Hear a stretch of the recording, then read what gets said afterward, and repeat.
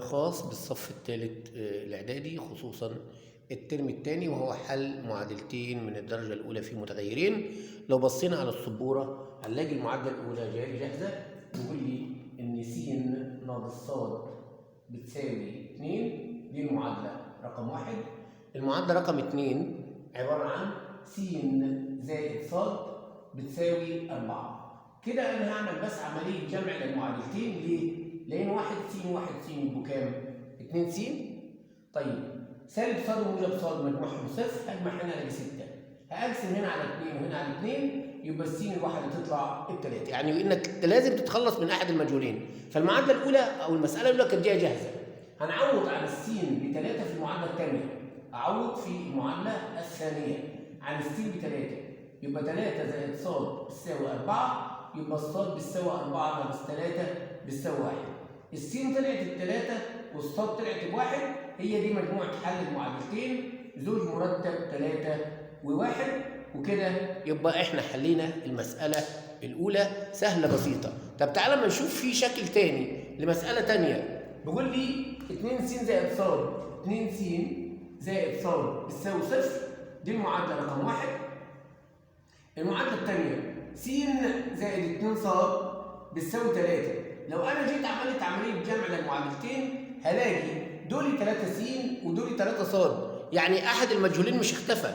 يبقى انا كده ما عملتش حاجه. عشان كده هنعمل ايه؟ هنضرب المعادله الاولى في -2، يبقى انا كده هتخلص من الصاد. او ممكن اضرب المعادله الثانيه في -2، يبقى كده هتخلص من السين. لما نضرب المعادله الاولى في -2، -2 في 2 س يبقى -4 س. الصاد هتنضرب في -2 تبقى -2 ص. اما الصفر ينضرب في -2 تبقى بصفر. المعادله الثانيه ملهاش دعوه، هتنزل تحتها عادي. يبقى س زائد 2 ص بتساوي 3. هعمل بقى عمليه جمع للمعادلتين. هتلاقي هنا -3 س، اشمعنى؟ عشان -4 موجب 1. -2 ص وموجب ص، 2 ص مع مجموعهم بيساوي صفر. اجمع للناحيه الثانيه الاقي 3. اقسم هنا على -3 واقسم هنا على -3، يبقى الس الواحده هتطلع ب1.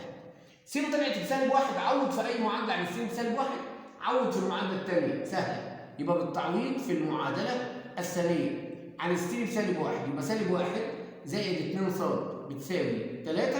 ودي -1 الناحيه الثانيه بشان مخالفه، يبقى 2 ص بتساوي 3 زائد 1 بتساوي 4. اقسم هنا على 2 وهنا على 2، يبقى الصاد الواحده هتطلع ب2. يعني مجموعه الحل تبقى ايه؟ يبقى مجموعه الحل بتاعتي زوج مرتب. السين طلعت ب1 والصاد طلعت ب2. وكده يبقى حلينا معادلتين من الدرجة الأولى في متغيرين. لازم أتخلص من أحد المجهولين، يا من السين يا من الصاد. فإذا كانت جاية جاهزة خير وبركة، مش جاية جاهزة أنا اللي بتخلص، يا أضرب المعادلة في -1 يا في -2، بحيث إنني أحصل على مجموعة حل المعادلتين. ونشوفكم إن شاء الله في فيديو آخر سنة ثالثة.